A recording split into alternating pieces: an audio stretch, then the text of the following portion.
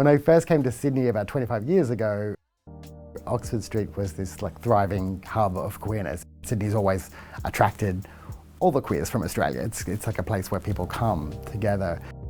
My name's Craig Boram. I'm a filmmaker. I've been based in Sydney, working mainly in the area of queer storytelling for about 20 years. Sydney in the 90s for the queer community was pretty magic. It was very busy, it was very bustling, it was very colourful, it was boisterous, and there was a big enthusiastic scene. It was pretty different back then because there were a lot of bars all the way up and down the street. You could hop from one to the other, from Patches to Tropicana to Capriccio's, and this is long before the midnight shift opened. I'm Rob Davis. I've been DJing in Sydney for 36 years now and work regularly at ARC every weekend. I remember back in 1989 there was a big dance party almost every weekend, whether it be at the Hordern Pavilion or the RHI or the Dome or Alexandria Basketball Stadium. Now it's not so much those big venues, but more in nightclubs like Home or Chinese Laundry or Ivy. They have, a special one-off function. Oh, it was fantastic. It was a completely different place. All the shops were full, there were people on the streets, there were bars, we're teeming with people. I'm the owner of the shop, and I co-founded it back in 1982 with my partner at the time, down on Crown Street, and we've been here since 1984. Well, hello. Come on in, let's have a chat. Oh, it's quite a leap to be a chosen one at Oxford Street. It was called the Golden Mile. And golden it was. Oh, so it was.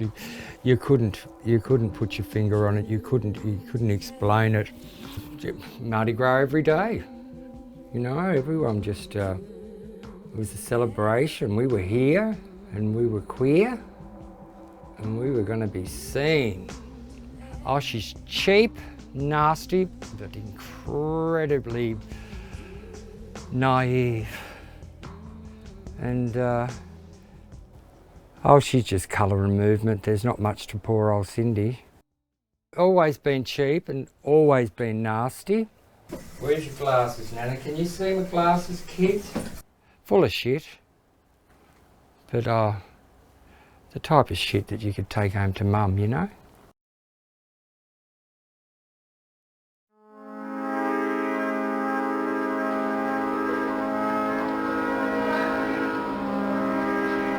Oh, it changed for a lot of reasons. I mean, some bars closed, the internet came along, changed the way people communicate.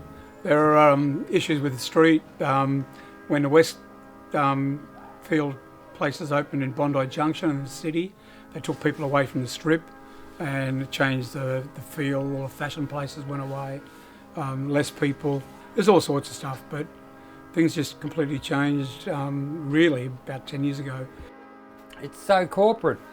All we can do is talk about it and try and reflect to others what it was like, but you'll never ever understand just how brilliant it was.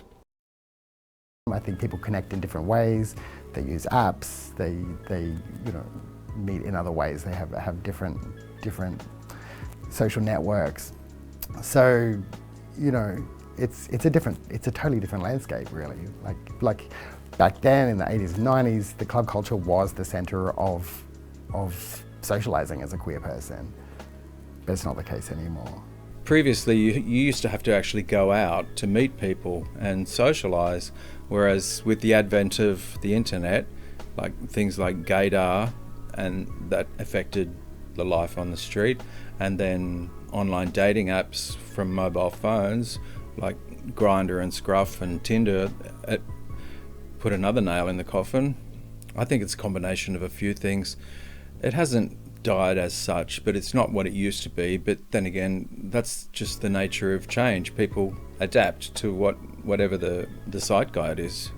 So it's changed, but like if an 18-year-old were listening to this now, he wouldn't see it as I've missed out on something. All he knows is his own reality from what he's experienced.